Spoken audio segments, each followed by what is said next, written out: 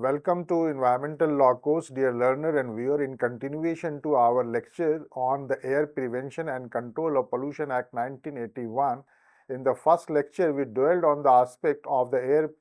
Pollution Prevention and Control Act 1981, its ambit and scope. On the second lecture, we have tried to see that what is the compliance and enforcement mechanism,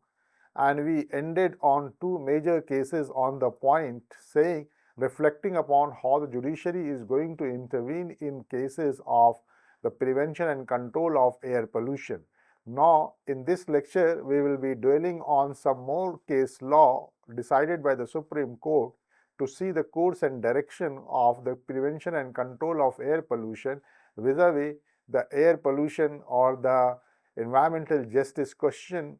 in the context of emerging sources of air pollution which have hitherto not been articulated in the legal domain on the legislative sphere and the legislative ambit and scope of Air Prevention and Control of Pollution Act 1981.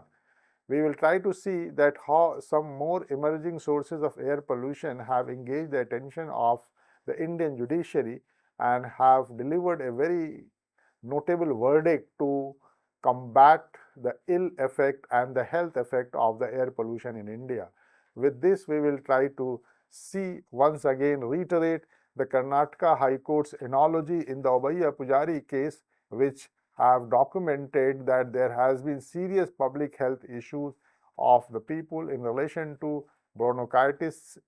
alveolitis, fibrosis, tuberculosis, and cancer, and how the agriculture field in the Mangalore and the Udupi district of the Karnataka have been damaged by the severe air pollution by the stone crushing industry, and how the court have tried to constitute an authority and have resulted, given the 2 months time to file application to seek appropriate remedy and compensation, and have departed from the very approach of the air prevention and control of pollution law, which tries to see the entire issue of the compliance and enforcement of air pollution law from the lens of the criminal law analogy, tortious law analogy, and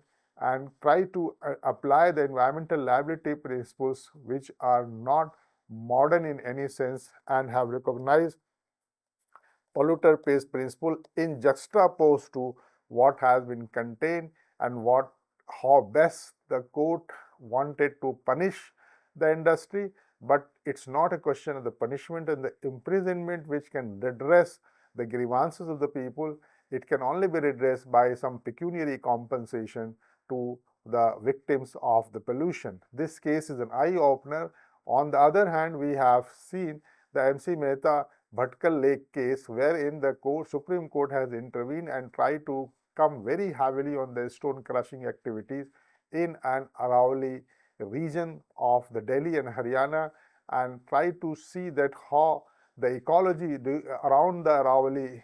mountain are to be restored in its right earnest, and have led to closure of all industrial activities in and around the Bhatkal Lake in order to protect that lake and the ecosystem of the Aravalli, which is very vulnerable and needs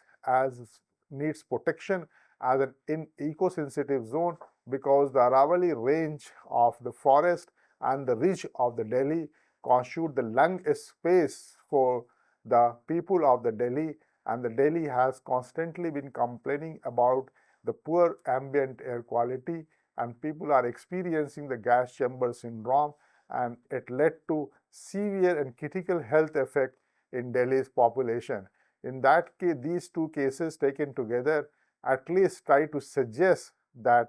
how the entire question of the air pollution are to be redressed, along with the application of the principles of property, which has been heavily seated under Section 2A of the Environment Protection Act, while defining the environment, including property,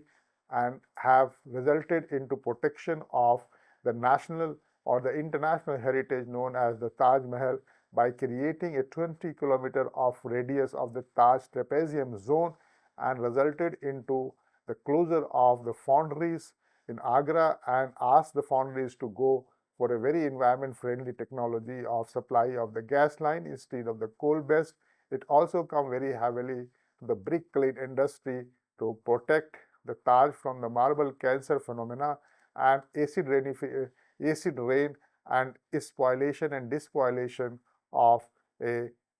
heritage, a monument of international importance. We now see the judicial intervention in regard to the vehicular emission control. As time and again I am reiterating this point, that if you look at the entire analogy and the typology of the Air Prevention and Control Act 1981, what we feel that it has not rightly conceptualized the vehicular pollution, although we have seen that under Article 19,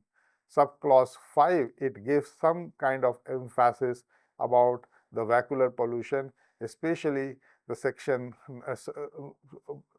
19, subclause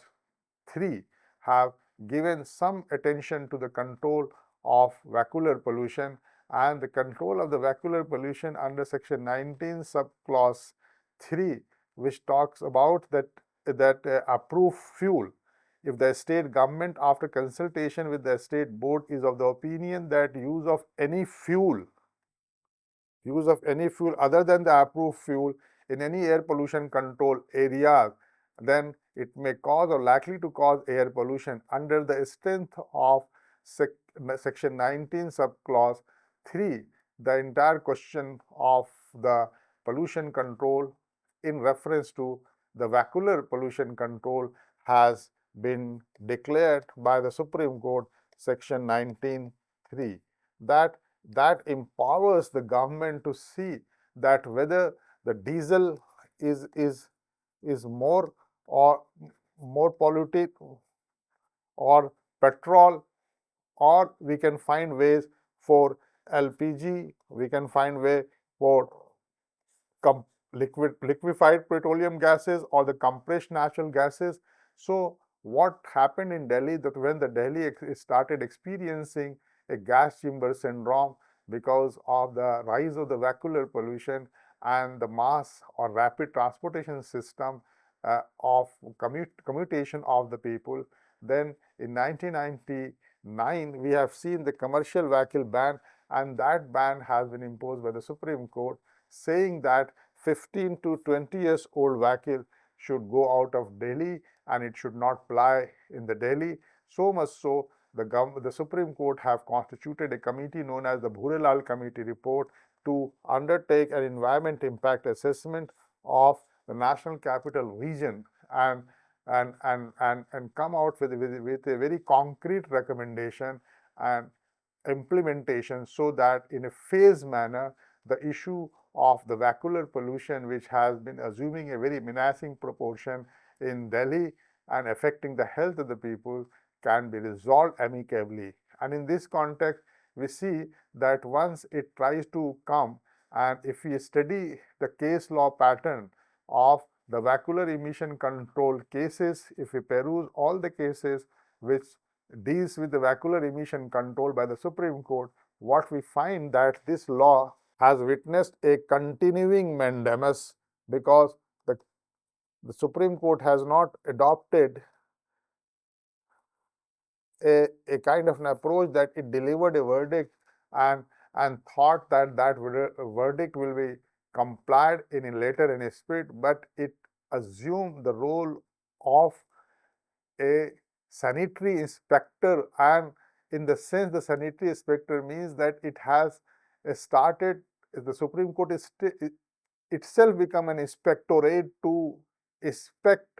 periodically that what they are going to decide and how they are going to be complied, and in a very phased manner and in a very gradual manner the Supreme Court adopted a strategy to control the vehicular pollution. So first instance, it says that any vehicle which are very old and having some potential of the pollution should go out of road of Delhi. They are not supposed to ply. And one of the remarkable development is the constitution of the Bhurelal Committee report to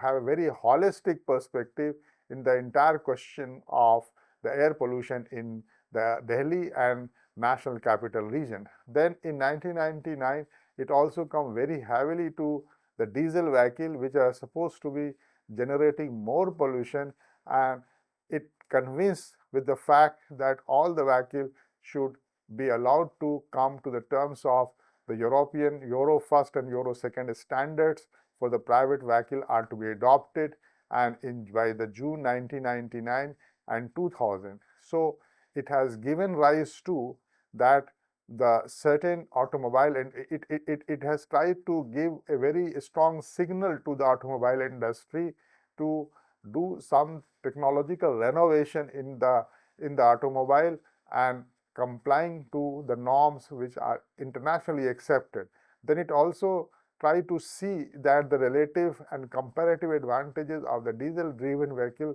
and the petrol driven vehicle, and have reached to ultimately to a kind of an assumption and hypothesis that the low benzene content diesel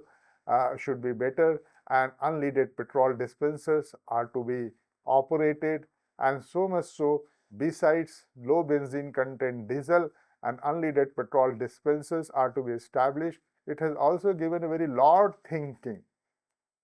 of switching over to other methods of energy and the fuel, and resulted in 2001 it has given approval to the compressed natural gas driven vehicle and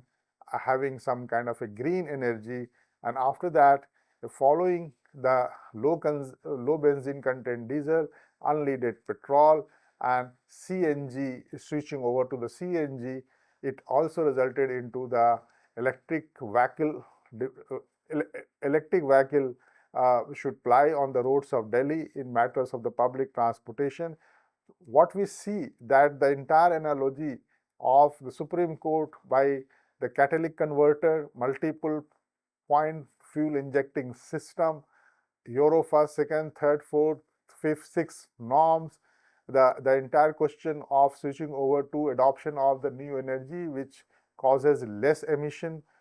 a plethora of issues and has been flagged, and the Supreme Court gradually and very silently tried to bring some radical changes in the very construct of the automobile industry and the entire question of the vehicular pollution on the strength of section 19 subclause 3 of air prevention and control area vis-a-vis in relation to section 19(3) of the Air Prevention and Control Act 1981 in particular, and realizing the mandate of Article 39E, 47 and 48 of the Industrial Constitution, giving precedence to the environment and the public health issue in matters of prevention and control of air pollution. With this, we see that the judicial intervention through the cases dealing with the industry, dealing with the vehicular pollution,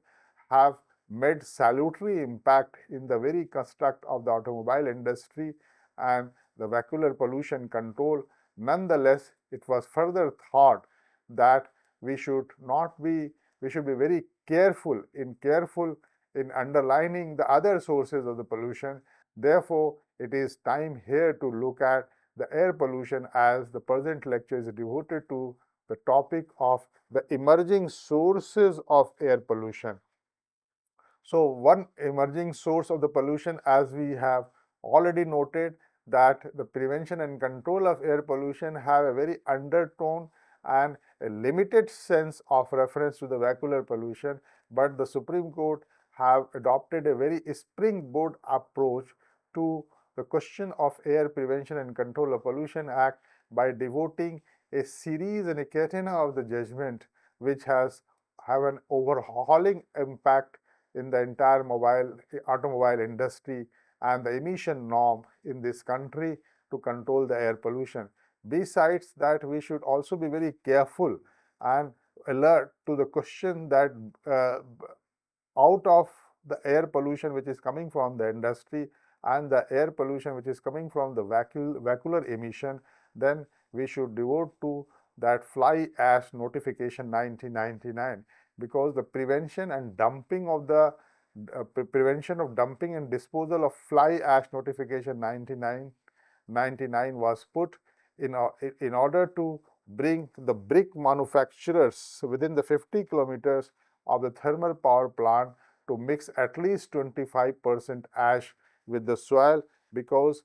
we see there is a gradual deterioration of the soil for agriculture purposes, and there are land which has been excavated to such an extent that it assumes the identity of an artificial wetland. So any land which was a surface land have been digged and excavated to extract the soil, and once extraction of soil from the field and the earth happens to be so indiscriminate to fulfill the needs of the construction industry for some plinth work and some other areas of the groundwork in the construction industry. The soil is very costly and it has altered the very land use and land planning, and it has made the entire soil system not worth of agriculture. So that was a cause of concern, and in many areas in the NCR and all the states which exist adjoining to the national capital region, be that Haryana, be that Rajasthan, be that Uttar Pradesh, there is a phenomena of that the urban and haphazard urban planning and the construction industry's requirement is creating a very heavy toll on the soil requirement. So more excavation and digging of the soil is not considered to be sustainable. Therefore, a kind of notification was issued that some the fly ash out of the thermal power plant requires some kind of sustainable use, and that requires certain potential use, and one such potential use is to mixing into the brick manufacturers so that the soil degradation can be controlled. And under this case, that the fly ash notification, if they are not going to be used, then it becomes a major source of the pollution, because the powder happens to be so small and particulate, and particulars of the fly ash happens to be that it hovers in the air and it tries to create some air pollution and some very health problem. Therefore, it tries to one hand conserve the top soil, and at the same time it has an objective of utilizing the industrial waste of the thermal power plant, demonstrating that there should be an integrated perspective of the pollution control approach, and this notification of the fly ash is a notification in that direction. We see that the key provisions of the burning, as we have seen the provisions of section 19.3, which tries to control the vacuolar pollution. Similarly, we have a provision relating to the burning of the material, and this burning of the material is another area of concern which we are trying to focus under this lecture as an emerging source of pollution. How the burning of the material which have been condemned under section 19 subclause 5. Here again we require a kind of a reading, that section 19, which talks about the declaration of air pollution control area, and while declaring the air pollution control area, section 19 subclause 5 talks about that in the burning of any material likely to cause air pollution, then by way of official gazette we must have some kind of the mechanism of prohibition of the burning of such material in such area. So the burning of material is assuming a menacing proportion in the sense that it creates an severe air pollution, it has major health impact, and it also applies to certain fuels also, and here it has been mentioned under section 19 not being the fuel. Then it means that where the fuel has been mentioned, for that end we have to see the provision of section 19, because the section 19.3 deals with the air pollution and its emission by way of fuel, whereas Section 19 subclause 5 talks about burning of any material other than fuel, and this remains a cause of concern when we see that the entire framework of the water air prevention and control of pollution, which is hitting hard to one, industrial pollution, the air pollution from the industries, air pollution from the vehicular emission, air pollution from the fly ash. Now we are going to the fourth category of the emerging areas of the air pollution, which is coming from the burning of material as it has been contained in the section 19.5. So on the strength of section 19.5, what we see that there is another pernicious tendency of stubble burning, which have become a major source of the air pollution, and that remains our focus. So after discussing the fly ash notification, we will switch over to the stubble burning notification. And what is stubble burning? Stubble burning is a kind of an agriculture practice in India which contribute to severe air pollution. How it has caused severe air pollution, that too on the onset of the wintry months or the winter months starting from the October, November, it goes till January and February. So it creates a great health hazard and environmental degradation. So the areas which remains at the national capital region, including Haryana, including Punjab, including Rajasthan, including Uttarakhand, including Uttar Pradesh, then we see all the satellite states which is there, and how the Delhi is engulfed by all these states, and their practices of the agriculture practice of stubble burning have created, and that was identified as one of the major emerging sources of the air pollution. And we can take resort to at least that this is not without any kind of a legal sanction, as we have seen that section 19 subclause 5 is very important in relation to the burning of material. Taking sustenance and strength from section 19 subclause 5, we are going to discuss that how Punjab, Haryana, Rajasthan and Uttar Pradesh have to quickly clear and require some very good planning to combat what that the large quantities of PM 2.5 microns to PM uh, PM more than 10 micron, and creation of the carbon monoxide, nitrogen oxide. So all those sources of pollution which has been listed under the National Ambient Air Quality Program, which we have seen in the last lecture, that how in 1994, 2009 and 2014 we have created 8 kinds of the pollution, and we have seen the enlargement of the parameters in 2004, and we see also comparatively that what happens with the World Health Organization guidelines and what is the internationally compatible norms. So the kind of a concern which we have regarding the shortcomings of India's standards in regard to the World Health Organization's guidelines and internationally acclaimed and recognized norms for the air pollution, we have identified at least in 2004. Having identified a national air quality index and having a comprehensive environmental pollution index, the question remains very pivotal and critical, that how the emerging sources of air pollution in relation to not only the industries and vehicle but fly ash notification and the stubble burning is going to be addressed on the strength of section 19 subclause 5 and the National Ambient Air Quality Standards of dealing with the release of the PM2, CO2, NO2, SO2 and all kinds of toxic pollutant in the national capital region. Therefore, the pollution level and the ambient air quality level, which have created respiratory diseases of asthma, cardiovascular issues, and it has been a major concern of the public health. And despite the public health concern, we can also see that the burning practice, the stubble burning practice, also tries to create a kind of an havoc to the soil health and nutrition and the microbial rights from the agricultural point of view or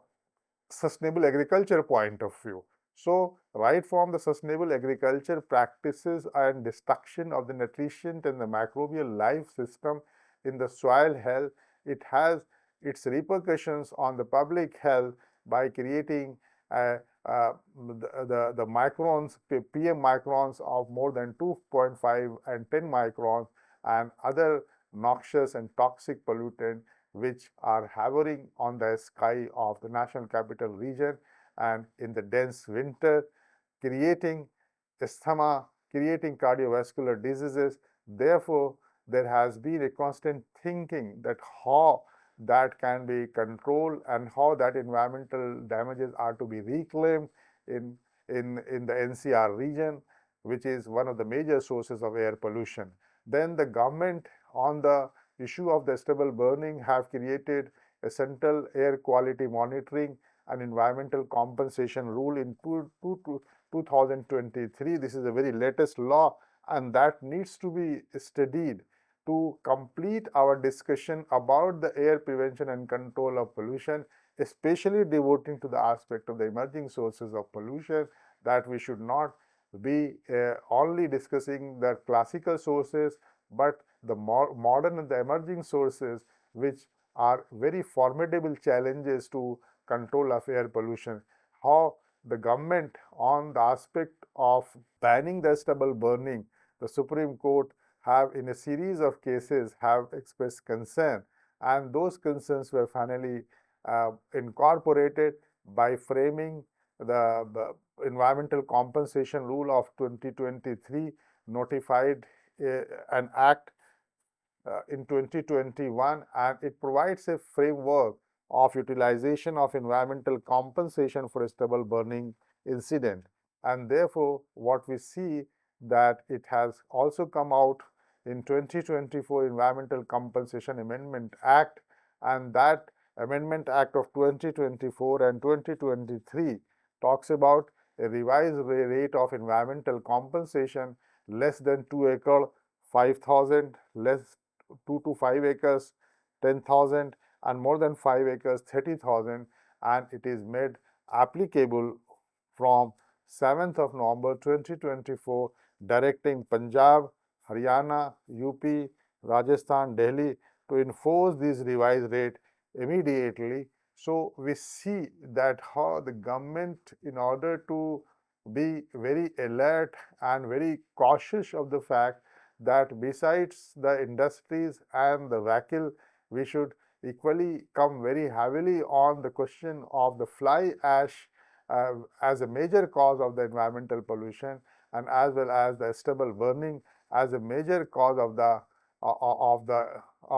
air pollution in the NCR. Then we see that the government notification which has been passed in to give effect the question of containing the stubble burning, we see that it is going to be controlled either by section 19 subclause 5 of the Air Act, it is going to be enforced under the Environment Protection Act, it is going to be enforced about the National Green Tribunal Act because it imposed compensation of on the issue of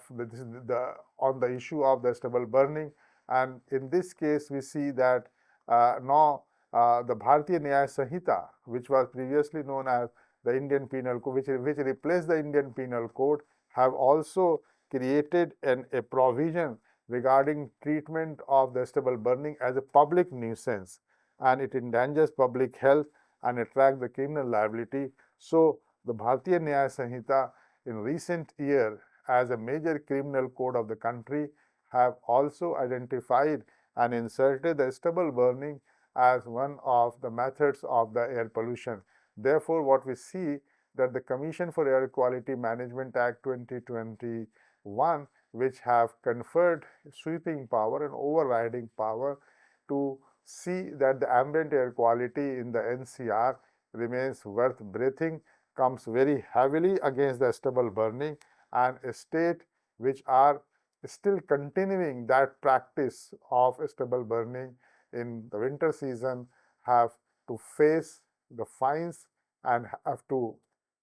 be awarded some compensation. Then in this case, we see that in MC Mehta versus Union of India Delhi pollution matter, it has raised the question of the stubble burning contributes significantly to winter smog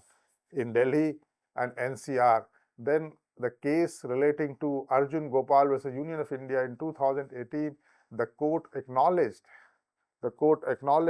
that the agriculture residue burning is one of the major seasonal source of pollution affecting public health. In a case before the National Green Tribunal, Vikrant Kumar Tongar versus Union of India in 2005, as far back as 2005, have declared stubble burning as one of the unlawful activity and try to seek some kind of a compensatory mechanism and instructed all the state to promote residue management technology to control,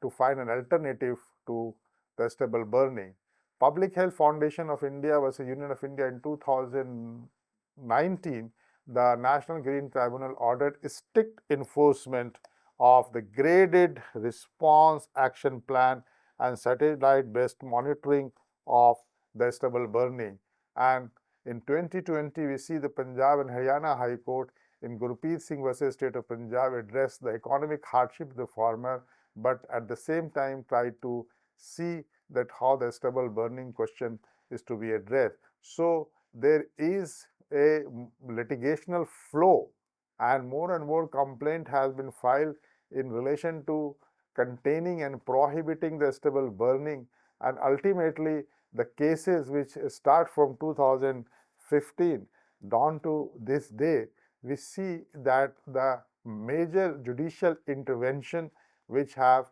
created a kind of a space, and that judicial intervention have resulted into not only paying the compensation, but it has come out with a very concrete kind of the notification as Commission on Air Quality Management Direction as well as the action plan. Vis-a-vis, we see that we have a Commission on Air Quality Management Environmental Compensation Rule 2023 along with the Commission on Air Quality Management Environmental Compensation Amendment Rule 2024 have created a legal framework or legislative framework for containing stubble burning and try to see that how this emerging source of environmental air pollution coming not only from the industry, not only from the vehicular pollution, not only from all kinds of stone crushing and stone quarrying and the limestone quarrying, but besides having its traditional industrial sources of air pollution, it comes very heavily on the issue of the vehicular pollution by launching slew of reform of the law, and as well as it also triggered the slew of reform in matters of the fly ash notification, fly ash as a major source of air pollution and stubble burning of as a major source of air pollution, though it has been addressed under section 19(5), but we see a gradual refinement of law through the judicial intervention in matters of emerging sources of air pollution to see the ambient air quality in India goes very well. With this, I thank and I wish you a happy learning.